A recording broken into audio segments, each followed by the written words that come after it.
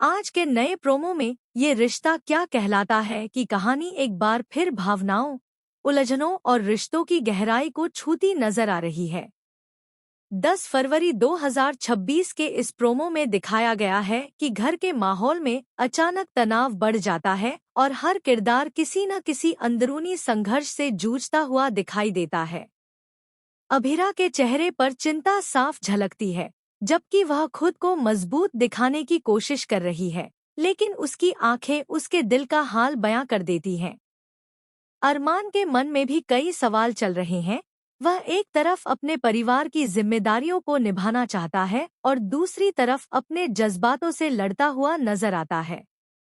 Promo में emotional background music कहानी की गंभीरता को और बढ़ा देता है, जिससे दर्शक पहले ही पल से कहानी से जुड़ जाते हैं।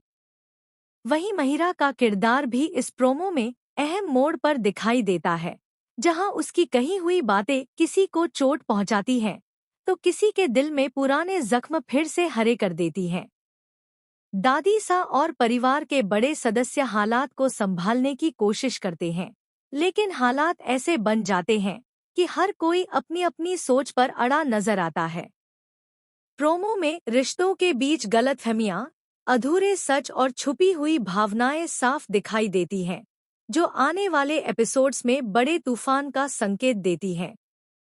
अभिरा और अरमान के बीच की खामोशी सबसे ज्यादा बोलती है, जहां बिना शब्दों के भी दोनों का दर्द महसूस किया जा सकता है।